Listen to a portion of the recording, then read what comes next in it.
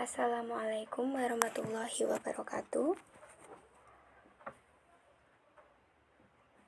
Hari ini saya akan menjelaskan tentang proses metabolisme karbohidrat.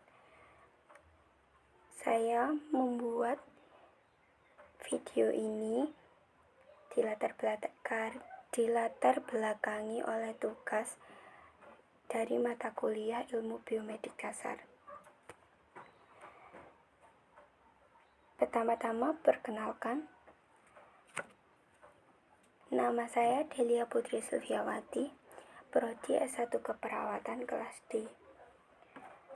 Di dalam metabolisme karbohidrat terdapat 4 proses, yaitu proses glikolisis, proses glikogenesis, proses glikogenolysis, dan proses gluconeogenesis.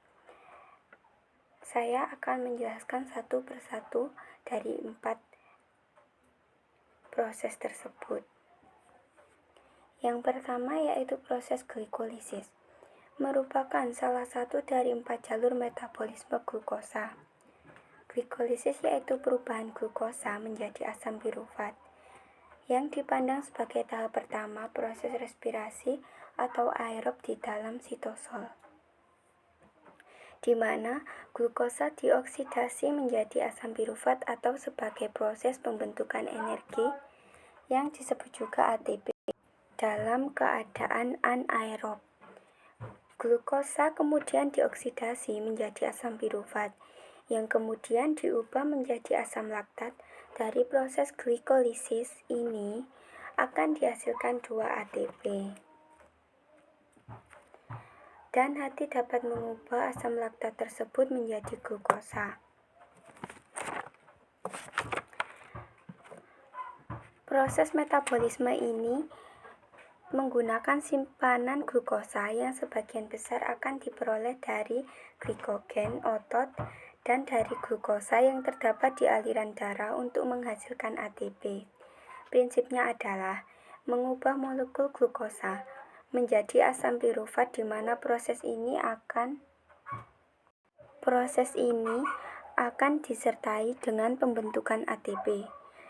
Jika ketersediaan oksigen terbatas di dalam tubuh atau saat pembentukan asam pirufat terjadi secara cepat, maka asam pirufat tersebut akan terkonversi menjadi asam laktat. Laktat melalui aliran darah masuk ke hati. Di dalam hati, laktat akan diubah kembali menjadi glukosa. Dan yang kedua yaitu proses glikogenesis.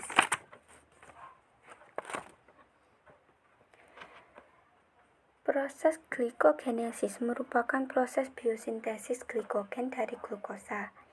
Perubahan kimia secara enzimatik ini tidak berjalan secara spontan, tetapi secara bertahap. Reaksi diawali dengan proses fosforilasi. Glukosa menjadi glukosa 6-fosfat diubah menjadi isomernya glukosa 1-fosfat atau disebut juga koriester, di bawah pengaruh enzim fosfoglukomutase.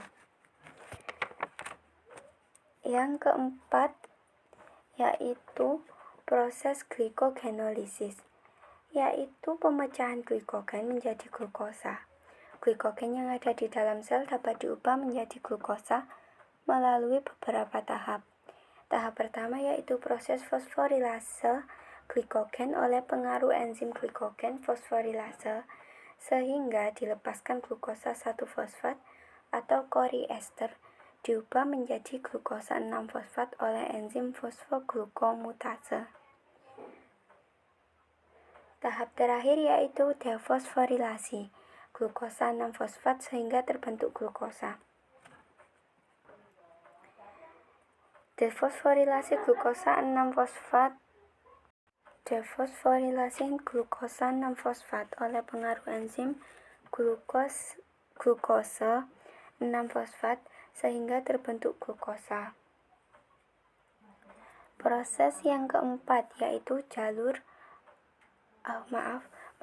proses gluconeogenesis, yaitu sintesis glukosa dari sumber non-karbohidrat meliputi asam lemak, asam amino, asam organik.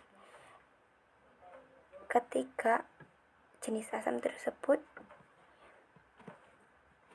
yaitu sebagai contoh. Glikogenesis adalah biosintesa glukosa atau glikogen dari senyawa non-karbohidrat yang diproduksi oleh jaringan adiposa. Penjelasannya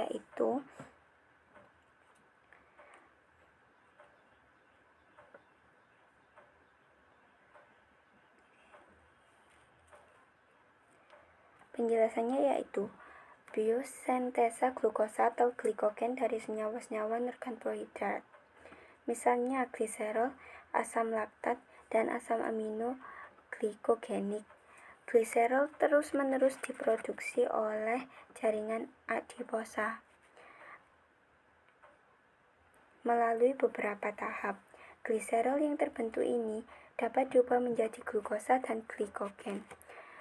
Gluconeogenesis memenuhi kebutuhan glukosa tubuh jika karbohidrat dari makanan dan cadangan glikogen kurang memadai. Pasokan glukosa merupakan hal yang esensial, terutama bagi sistem saraf dan eritrosit. Kegagalan gluconeogenesis biasanya bersifat fatal. Sekian pemaparan atau penjelasan materi metabolisme karbohidrat dari saya. Kurang dan lebihnya saya mohon maaf atas penulisan dan penjelasan yang kurang tepat. Terima kasih. Wassalamualaikum warahmatullahi wabarakatuh.